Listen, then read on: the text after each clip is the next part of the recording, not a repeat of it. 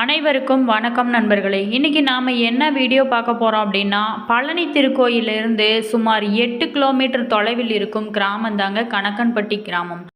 இங்கு வாழ்ந்த மிக சக்தி வாய்ந்த மகான் கணக்கன்பட்டி மூட்டைசாமி என்கிற சர்க்குரு பழனிசாமி சித்தர் தாங்க.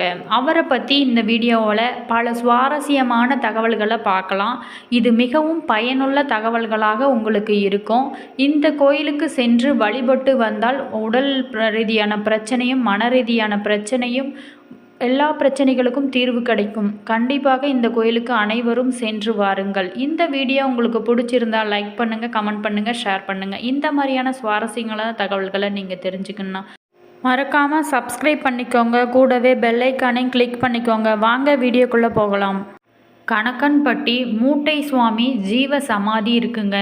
ஜீவ சமாதிக்கு அருகில் அமைந்து நம்ம தியானம் செய்ய இந்த இடம் உள்ளது. நீங்கள் சிரமமின்றி தியான நிலைக்கு இங்கு செல்லலாம்.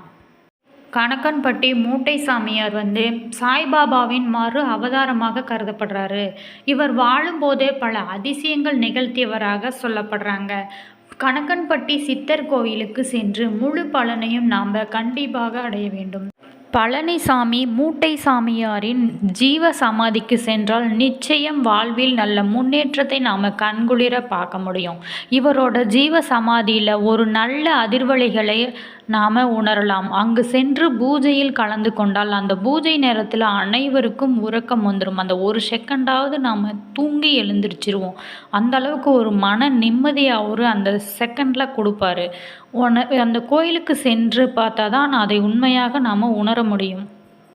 கணக்கன்பட்டி அழுக்கு மூட்டை சாமி சித்தர் என்பவர் முருகனின் மறு அவதாரமாக சொல்லப்படுறாரு. அவர் எங்கிருந்து வந்தார் என்று யாருக்கும் தெரியாது. சிலர் அவர் சீனாவில் இருந்து வந்ததாக சொல்கிறாங்க. ஆனால் முகமும் சீனாக்காரர் போலவே காட்சியளிக்கும். அவர் வாழும்போதே பல அற்புதங்களை நிகழ்த்தியிருக்காரு. பேச முடியாத ஒரு சிறுவனை வாய் பேச வச்சிருக்காரு. எல்லையோ சுவாரஸ்யமான நிகழ்ச்சிகளை அவர் நடத்தியிருக்காரு. முதலில் அடிக்கடி பழனி இடும்பன் மலை அருகில் நடமாடி கொண்டிருப்பார். எத்தனையோ ஜீவ சமாதிகள் இருக்குது, அதில் நான் யார் நம்புறது அப்படின்னு நீங்கள் நினைக்கலாம். நீங்கள் கேட்ட கேள்விக்கு பதில் இதற்கு மிகவும் சரியான விடை பழனி கணக்கன்பட்டி பழனிசாமி என்ற மூட்டை சாமிகள் மீது துளி அளவும் சந்தேகம் இல்லாத நம்பிக்கை வையுங்கள் என்பதுதான். அவரை நம்பி தங்களை ஒப்படைத்து கொண்ட பல்லாயிரக்கணக்கானவர்கள் அமைதியாகவும் ஆனந்தமாகவும் வாழ்ந்து கொண்டிருக்காங்க. அவர்களது அனைத்து சென்மத்து பாவங்களையும் தோஷங்களையும் மூட்டை சாமிகள் நீக்கி அருள் புரிகிறாரு என்பது பலருக்கும் நம்ப முடியாத உண்மைதாங்க. நம்மளை பல பேர் எதையும் எளிதில் நம்பிட மாட்டோம். அப்படி நம்பாமல் கணக்கன்பட்டி மூட்டை சாமிகளின் அருளை தவற விதாடிகள். லட்சக்கணக்கானவர்கள் இவரை சாதாரணமான மகான் நல்ல சரித்திரங்கள் பல படைத்துவிட்டு சென்றிருக்கும் யுக புருஷர், கடவுளின் அவதாரம் ஆவார். சில ஆண்டுகளுக்கு முன்பு வரை பழனி சுற்றுப்பகுதியில் நடமாடிய மகத்தான இந்த மகான் மானுட ரூபத்தில் வாழ்ந்த கடவுள் என இன்றும் வழிபடுறாங்க. அவர் வாழ்ந்த பக்தர்களிடம் பழகிய விதம், பக்தர்களின் கர்ம வினைகளை தீர்த்த விதம் அனைத்தும் வித்தியாசமாக இருக்கும். அத்தனையும் செஞ்சுட்டு அவர் சாதாரணமாகவே இருந்தார். அதனால தான் என்னவோ நிறைய பேர் அவரை நம்ப மறுத்தனர். அவரோட உருவ அமைப்பும் மக்களிடம் நம்பிக்கை ஏற்படுத்துவதில்லை. சராசரி உயரம், பரட்டை தலை, அதை சுற்றி முண்டாக அதோடு மழிக்கப்படாத முகம், பச்சை நிற சட்டை அணிந்து உலாவிய அவரை முதல் முறையாக பார்க்காதவர்கள் இவரை போய் எப்படி வணங்குவது என்று மலைத்தனர். குழப்பியும் மாறுவியும் நின்றாங்க. ஆனால் மூட்டை சாமிகளுக்கு தன்னை நாடி வந்த ஒவ்வொருவரின் அனைத்து ஜென்ம பிறப்பும் இறப்பும் பாவ புண்ணியங்களும் விடாது துரத்தும் வினைகளும் தெளிவாக தெரிந்தன. அந்த வினைகளை விரட்ட ஒவ்வொருவருக்கும் ஒவ்வொரு வேலை கொடுத்தாரு. சிலரிடம் மண்வெட்டி கொடுத்து மண்ணை தோண்ட சொல்வார். சிலரிடம் பள்ளமாக இருக்கும் குழிகளை மூட சொல்வார். சிலரிடம் கற்களை எல்லாம் பொறுக்கி ஓரிடத்தில் குவித்து போட சொல்வார். சிலரிடம் சாக்கடை தண்ணீரை சரி செய்ய சொல்வார். பெரிய பாறாங்கல்லை கொஞ்ச தூரத்துக்கு புரட்டி போட சொல்லுவார். சிலரிடம் வடக்கே போ, தெற்கே போ அப்படின்னு சொல்லுவார். கிழக்கில் போய் மேற்கே வா அப்படின்னு சொல்லுவார். ஒரு குறிப்பிட்ட மரத்தை சுற்றி வா என்பார். சிலருக்கு அடி விழும், சிலரை ரத்தம் வரும் வரை கூட அடித்துட்டு, சிலருக்கு ஏக வசனத்தில் திட்டு விழும். சில சமயம் சராசரியாக கடுமையான வார்த்தைகளும் வந்து விடுவதுண்டு. சிலரை பக்கத்திலேயே சேர்க்க மாட்டார். சற்று தொலைவிலே வரும்போதே அவனை திரும்பி போகச் சொல்லு அப்படின்னு சொல்லுவார். சிலரை அருகில் அழைத்து வந்து அன்பாக பேசுவார். கருணையோடு பார்ப்பார். சிலரிடம் போய் டீ வாங்கிட்டு வா என்பார். சிலரிடம் எனக்கு பசிக்குது, சாப்பாடு வாங்கி தரியா அப்படின்னு கேட்பார். வெகு சிலருக்கு அவரை தன்னை பழனி முருகனாகவே உருமாற்றி காண்பித்து உண்டு.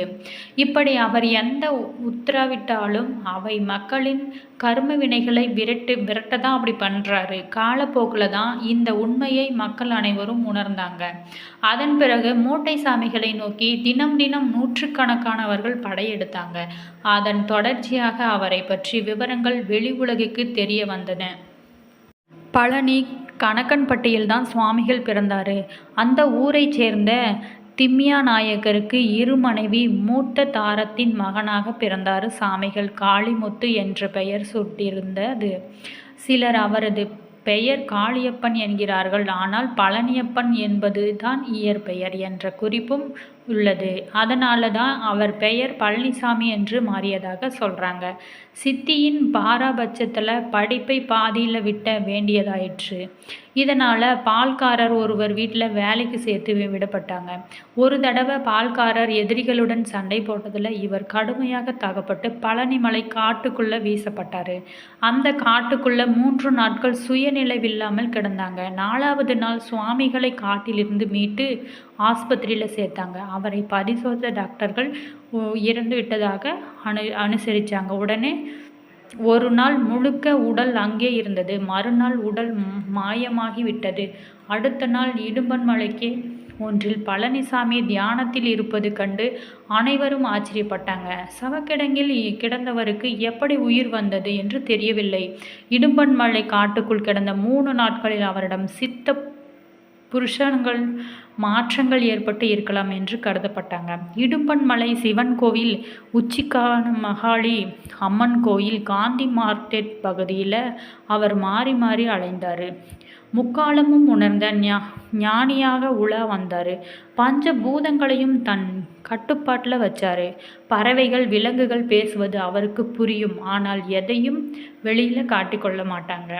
அப்போது சாமிகளுக்கு சுமார் 45 இருக்கும். பழனி நகர தெருக்களில் சுற்றி திரிந்தார். மகத்தான மகான் என்பதை கொஞ்சம் கொஞ்சமாகத்தான் மக்களுக்கு தெரிய வந்தது. சிறு துணி மூட்டையை இடது தோளில் சுமந்தபடி காணப்படுவார். அது மக்களோட பாவங்களை தீர்க்கும் பாவ மூட்டையாக இருந்தது. யாரையும் அந்த மூட்டையை தொட அனுமதிக்க மாட்டார். எப்போதும் மூட்டையுடன் காணப்பட்டதால் அவரை மக்கள் அனைவரும் மூட்டை சாமிகள் அப்படின்னு சொன்னாங்க. மக்களின் பாவங்கள், தோஷங்கள், கர்ம வினைகள் தனக்குள் வாங்கி கொண்ட அந்த மகான் பழனியில் தன்னை நாடி வரும் மக்கள் கூட்டம் அதிகரித்ததால் 1979ஆம் ஆண்டு தனது இருப்பிடத்தை கணக்கம்பட்டிக்கு மாற்றிக்கொண்டார். அங்கு யார் வீட்டுக்கு செல்லவில்லை. சாலையோரத்தில் நடந்தார். மரத்தடியில் உட்கார்ந்தார். சிறிது நாட்கள் கழித்து மோகன் என்பவரது தோட்டத்தில் அமர்ந்து ஆசி வழங்க தொடங்கினார். அதன் பிறகு சுமார் 35 ஆண்டுகள் அவர் அருள் ஆட்சி அங்கே நடந்தது. அப்போது அவர் நிகழ்த்திய அற்புதங்கள் ஏராளமான. சுவாமி வந்ததையும் கல்பனா சாவ்லா பயணித்த ராக்கெட் வெடித்து சிதறும் என்பதை முன்கூட்டியே அவர் சொன்னார். இப்படி எத்தனையோ பக்தர்கள் வாழ்வில் அற்புதங்களை நிகழ்த்திட்டு வந்தார். முடக்குவாதத்தால் நடக்க முடியாமல் பாதிக்கப்பட்டிருந்த ஒரு வாலிபரை மதுரையிலிருந்து சாமிகளிடம் தூக்கி வந்தாங்க. அவரை கூர்மையாக பார்த்து விட்டு டீ வாங்கிட்டு வா என்று சொன்னதும் அந்த வாலிபர் எழுந்து நடக்க தொடங்கினாங்க. இந்த அற்புதத்தை கண்டு பக்தர்கள் ரொம்ப மெய்சிலிர்த்தாங்க.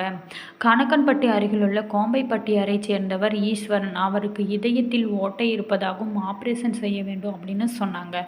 ஆனால் சுவாமிகள், நீ எங்கும் போக வேண்டாம், இந்த பாலை குடி, இது சரியாகிவிடும் அப்படின்னு சொல்கிறாரு. அவருக்கும் சரியாகிவிடுது. இந்த மாதிரியான சுவாரஸ்யமான நிகழ்வுகள் அந்த கோயிலில் சிறப்பாக நடைபெறுதுங்க. என்னோட அனுபவத்தால் சொல்கிறேன். எல்லா மன கஷ்டங்கள், உடல் ரீதியான கஷ்டங்கள் அனைத்தும் சிறப்பாக சரியாகிவிடும். நீங்கள் அனைவரும் அந்த ஜீவ சமாதிக்கு சென்று வாருங்கள். இந்த வீடியோ உங்களுக்கு பிடிச்சிருந்தால் லைக் பண்ணுங்கள், ஷேர் பண்ணுங்கள், கமெண்ட் பண்ணுங்கள். இந்த மாதிரியான சுவாரஸ்யமான தகவல்களை நீங்கள் தெரிஞ்சுக்கணுன்னா மறக்காமல் இனியவள் சேனலை சப்ஸ்கிரைப் பண்ணிக்கோங்க. இந்த வீடியோவில் பல சுவாரஸ்யமான தகவல்களை உங்களுக்கு தந்திருக்குன்னு நினைக்கிறேன். நன்றி, வணக்கம்.